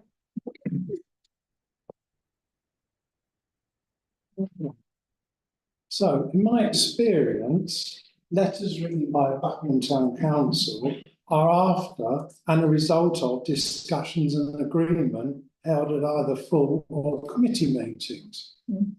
Here we're being asked to have a letter written in our name before any formal discussion on the contents has taken place. The motion does not allow any discussion of the very complex issues noted within it. It is presented as a fait accompli. And if it has been assumed such a discussion would take place this evening, there is no mention of this in the motion and therefore is beyond the scope of the motion as written. The MPPF consultation has not yet been published and therefore we cannot know what is included in or excluded from it.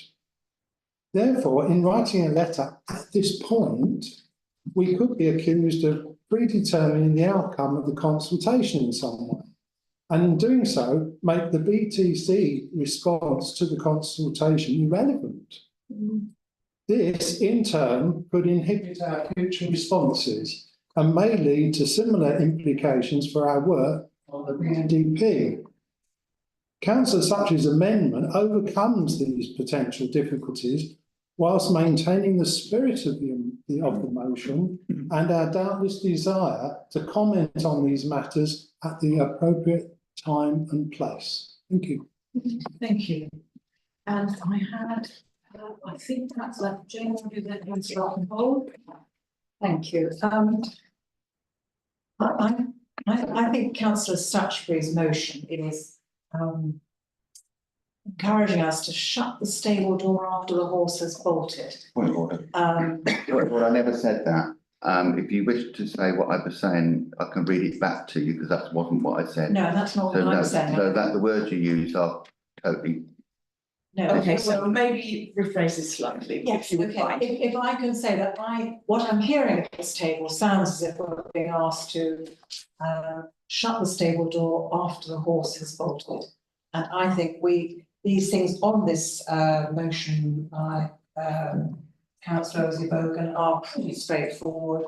I bow to Councillor Ralph's superior knowledge as whether this would cause problems in our other consultations, but I just feel that this is a decision that we could clearly make, rather like the parking restrictions. We mustn't leave these things until it's too late. Councillor Cole. Thank you, Mayor.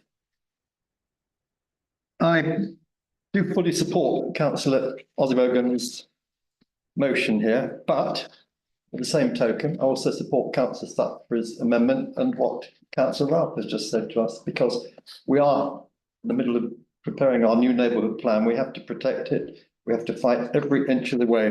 And I think while it's a good motion, it does need that amendment at this moment that Councillor Statutory has made. So I will be voting for the amendment. Councillor Davies. Thank you. I think really there are some key words in Councillor Bogan's motion which are, as Councillor Ralph says, could be prejudicing our response. I seem to recall that we tasked the officers to respond to this. We haven't seen the response that they've put together for it, whether it's actually already gone in. I think without having that information in front of us, to agree to this motion saying that we're expressing our firm objection to something and stating that the changes will adversely affect. There are very negative statements in there, and I think it's a dangerous thing, dangerous way to go on it. And I'll be supporting Councillor Statutory's amendment. In principle, yes, we do need to do it, but we need to make sure it's worded correctly and it is the true collective decision of this council that that is our policy on proposals. Thank you. Thank you. Councillor Draper. Yeah, just again, agreeing with what everyone said. I think comparing it to the parking consultation is a bit of a straw man argument because they had the consultation and then we came back to it. We also gave our opinion at the consultation. What Councillor Cole was proposing to do is kind of a slightly different situation to this one. I do agree, again, like everyone else at the table, we do need to defend Buckingham from overdevelopment. And I do agree in principle with Councillor Oxenboden's motion. However, it's the timing, as Councillor Sutcliffe said in his amendment, that I think needs adjustment, because what we don't want to do is shoot the horse before it's even gone out the stable. if we act now out of and kind of stamp our feet, we may well set ourselves up for problems down the line. And again, that's why I seconded and will be supporting the amendment. I will give myself the word very briefly, something which I don't normally do, but I'll speak as a councillor for once. I have concerns over the NPPF. And concerns over exactly those things. I have a problem, however, also with at this stage stating that we're expressing our firm objection, because I do believe that this prejudges our response through the planning committee. So I think again it feels that the way it is worded, this feels a touch premature, and therefore I think amending it in the way that has been proposed is probably the right thing. I suspect we will come back to something like this at some point.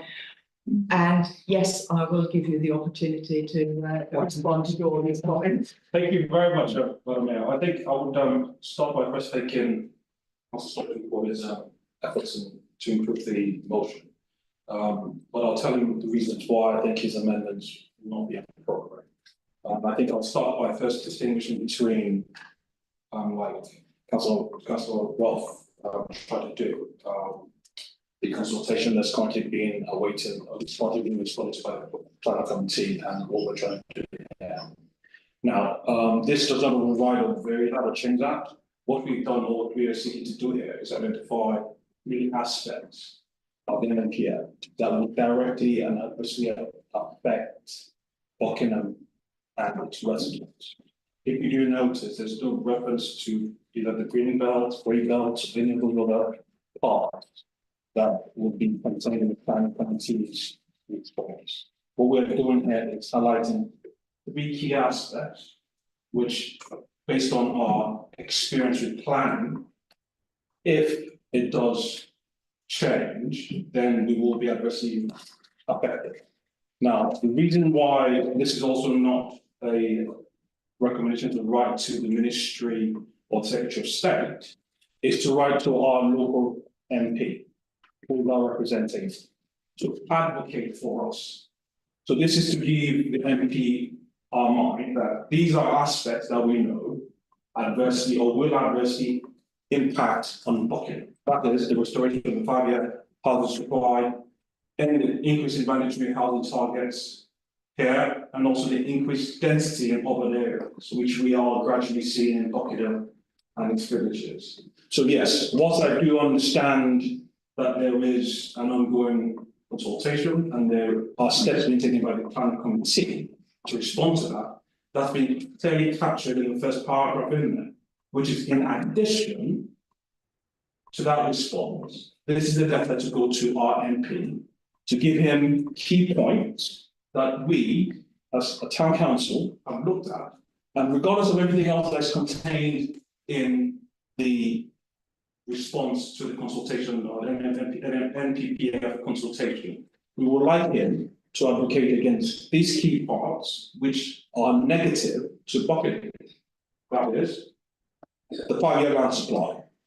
If that comes down in, we will have a scenario where no matter how great our important plans are, it will become irrelevant, because if we do not have sufficient land supply within Buckinghamshire as a whole, then we will not be able to adhere to our neighbourhood plan. That has happened several times. I have sat on planning committee meetings where there has been an issue. Mandatory housing targets. We have seen how we struggle to meet those. We have also, and I did reference this, that it is the developers that they build, not the council. So once that is put on the council and it's increased, then the probability we may lose our right as an authority to decide our planning if we continue to not meet those targets will be very, very high. And lastly, which is the increased density. So I will recommend that the original motion stays. Whilst I do appreciate Councillor Stocksbury's efforts, I do not accept them. And I would appeal that members support the motion as it is, so we can get our local MP to champion these 3 points when he is in Westminster. And I would also appeal that we have a recorded decision. Thank you. Okay, Councillor Stocksbury. I think, thank you for your response.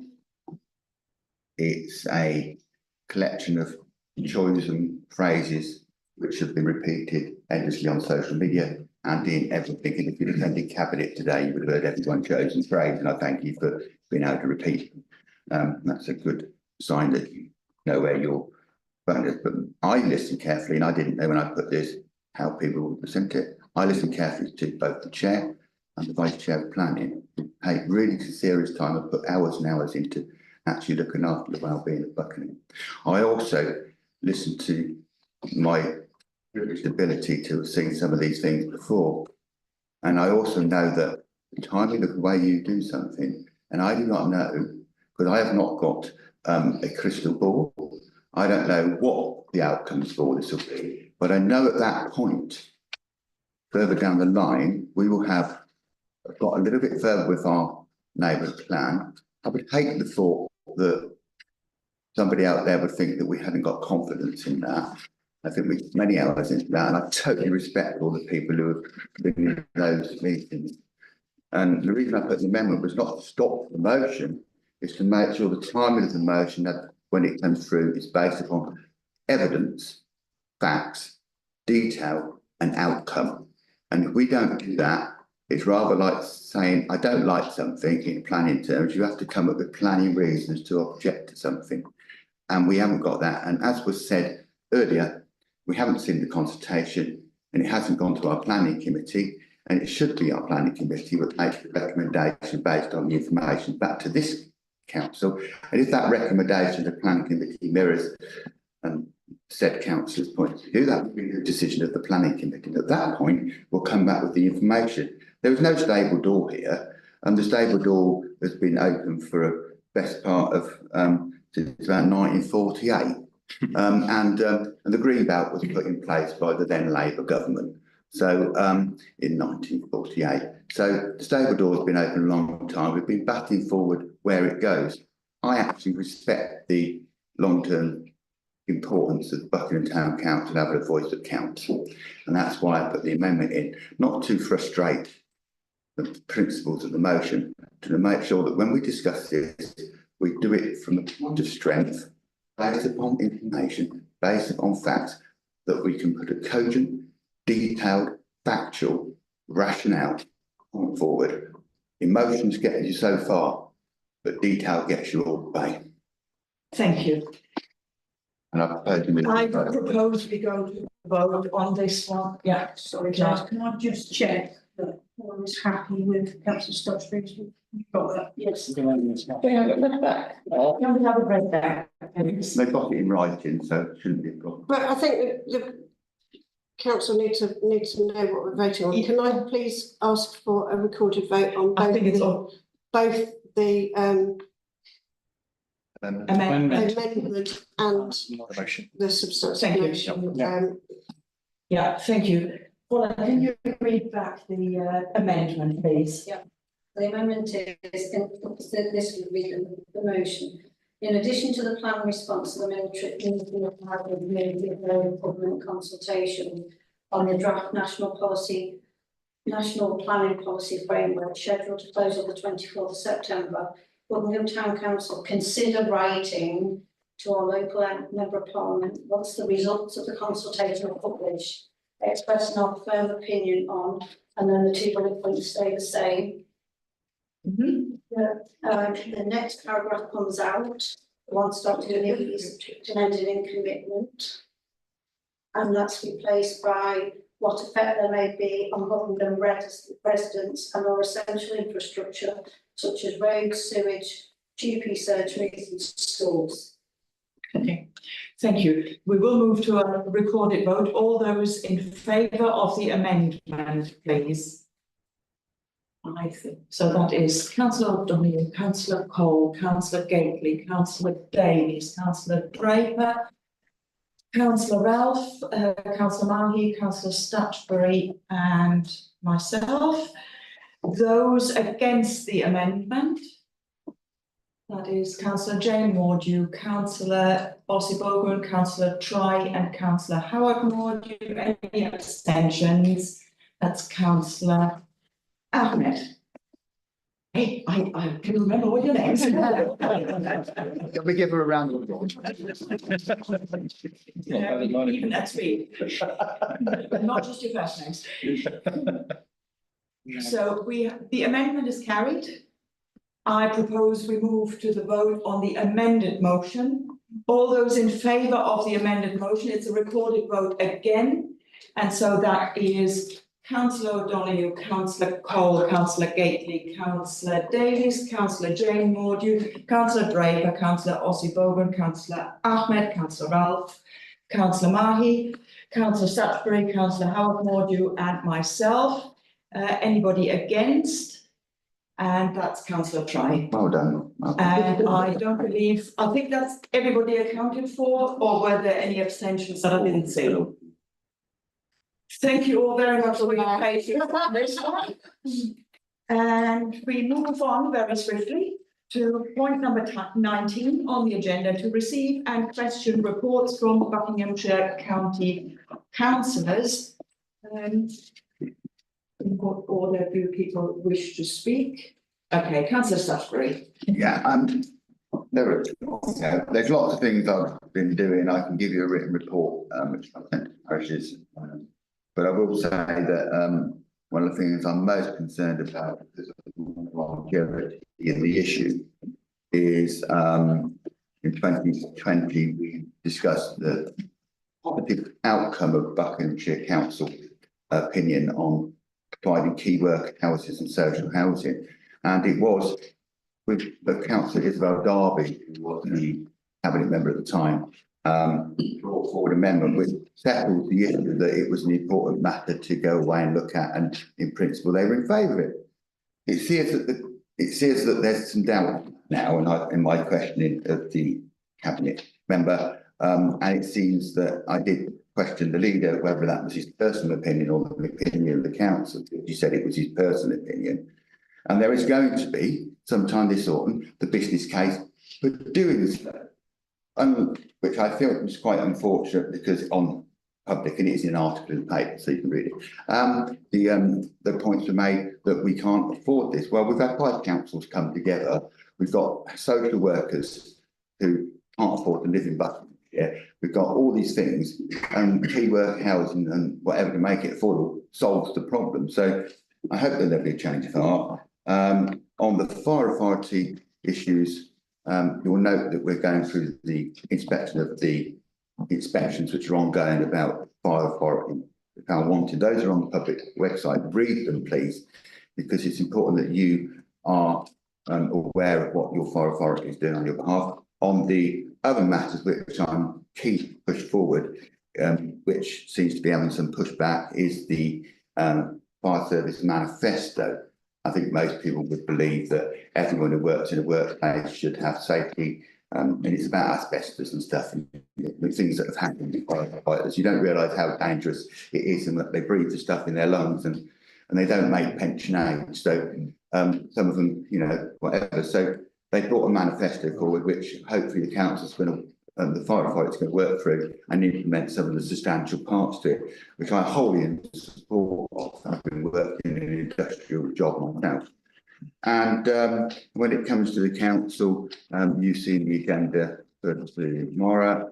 The Bob, I understand is now going to meet in November, so I think that's short. And if you need all the details, write to me. I have already a lovely dyslexic report that you can pick your way through and write to Bletchley Park, and they can decide.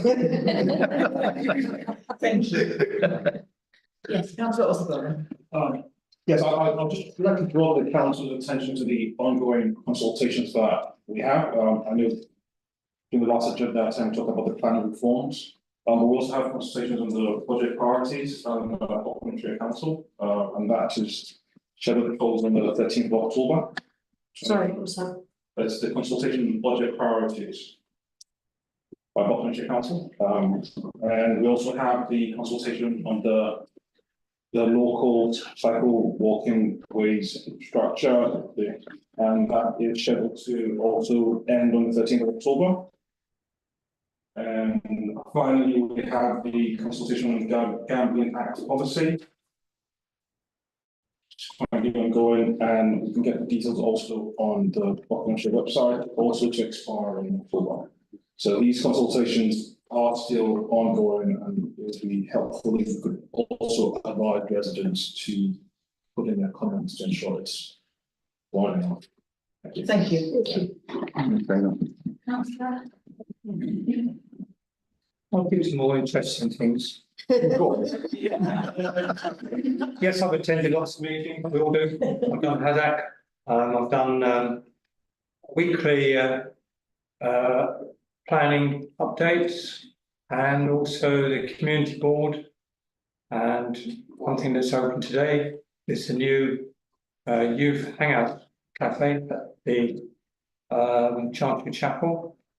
The show opening is, I think, in a couple of weeks' time. We're only myself opening it. Well done. And there's lots of other things going on with the community board work. I think the two most interesting things I did, one was attending a meeting of the Winslow Traders Association to do with car parking charges. And they were not happy. Neither am I happy. I think the vote is vote of contention is £1.70 on a Sunday. They're going to have charges imposed in the Greyhound car park, which we haven't had up to now, next year, because that's when the agreement runs out.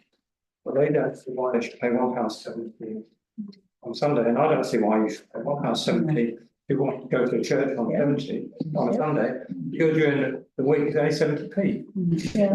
But anyway, that aside.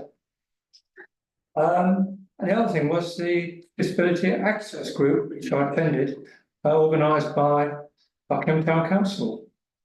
And only did 2 streets, but it's, I don't say rewarding, it's interesting to know how few places you can actually access if you're in a wheelchair or a mobility scooter.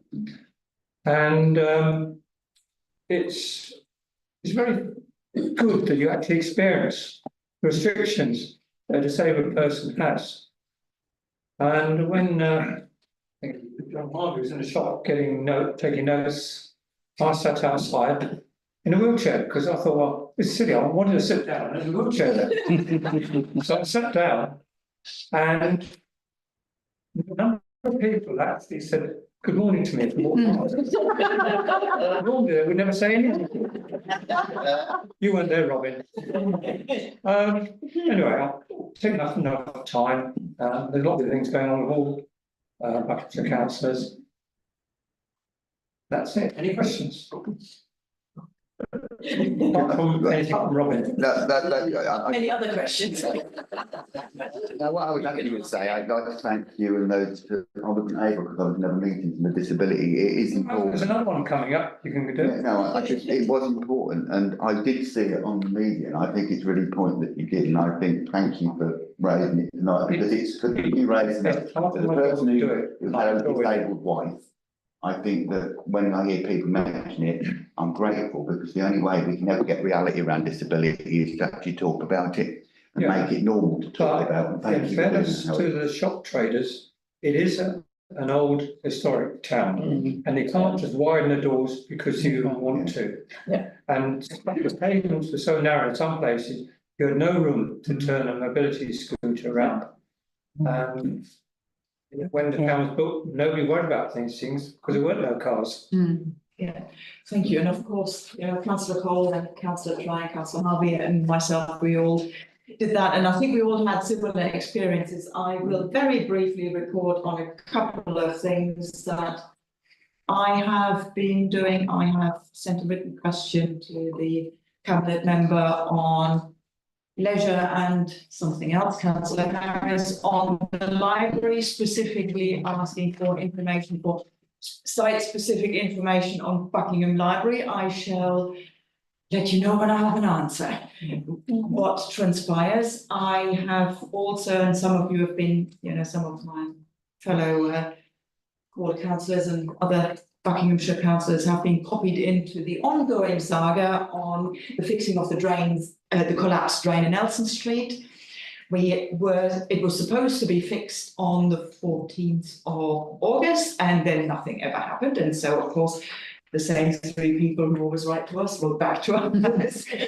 And the area technician has now been given a new date in October. The exact date escapes me, but we shall see. I will, or any of us will probably be absolutely delighted to inform you once it's been done. And anything else? Well, if we're on lighter matters, I've led a little bit of guerrilla grass cutting on Redlaw Close in the village. And I was very pleased to see that my neighbours then picked up the mantle, and it looks a lot less of a mess than it did before. Oh, well done.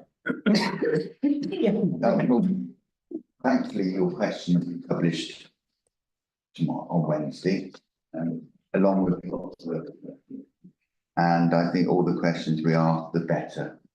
At least those, like anything else you do in Buckinghamshire Council, at least it's a written response and in the public domain, and residents can read it and make their own determinations on the value of it. So I think that's great. That question. They were joining more two brothers. Okay, thank you. Yeah.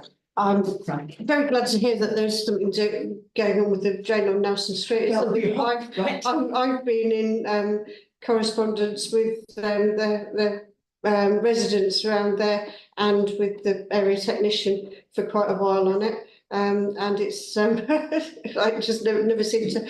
The last I heard was they were waiting for the plans to be drawn up. Apparently that was. Yeah, so the work was scheduled once, it's been rescheduled, so we'll see. We are awaiting with bated breath or something like that. Or maybe not. When it's finally done, we'll go down there with a bucket of water and test it out. And see whether it works, yeah, right. Reports from representatives of outside bodies. We have got a written report on the Buckingham Youth Club accounts. Is there anything else that anybody wishes to raise, ideally briefly, if so? Yes. Just can the town clerk go to future town council meeting, because we are now one representative on your management committee as councillor Sadly resigned, but there's an opening for a new person on the management committee, and we need to bring that to the future meeting. Okay, thank you, noted. And item number 21, there are no updates to the climate emergency action plan, and therefore I hope that we on this occasion are okay to move on to item number 22. Great. To receive a report from the town clerk on the remembrance wreath. Do you just want to briefly refresh our memory on this one? This was something that was discussed at the time last year. So Harvey brought a motion to council looking to reduce the amount of plastic single-use waste, looking about options for a non-plastic alternative to the remembrance wreath that we lay. We have done some research, we have worked with the Royal British Legion. I don't bore you by reading my report out loud, but my recommendation is that on this occasion we stick with the traditional wreath as there would be probably a viable alternative. I agree. Yeah, I agree. Councillor Draper? Yeah, I was just going to propose that we agree to recommendation. Second that. All those who agree, please. That is unanimous, thank you. Item number 23, to review and discuss the action report. Are there any items that anybody wishes to discuss on the report? I think they can all be done by correspondence. Yeah, all exhausted, right? No, it's just, that'll take Yeah. too long. Can you please also then on item number 24 and note the mayoral or the functions that the mayor and the deputy mayor have attended? Thank you. I'm just, well, something I just looked at them and many of them were worthy causes, and I think we should both record a thanks to the mayor for what they've done and where they've been, because they are represented us, and just noting them, I think, wrong, we should record our thanks to both of you for what they've done. Thank you. Thank you. You will be pleased to hear that I have, I was just going to say, the home instead opening, I did actually end up opening it, because the Lord Lieutenant had got her dates wrong in her diary. So it didn't well done, come, so- well done. And they had a lovely cake. Yeah, no, I'm sad I missed it. I will go over some other time. You will be pleased to hear that I have no chair's announcements. I don't have any chair's announcements, do I? And please note the dates of the next meetings: interim council on Monday, the 14th of October, and full council on Monday, the 4th of November. Are we, our members happy to go into the private section?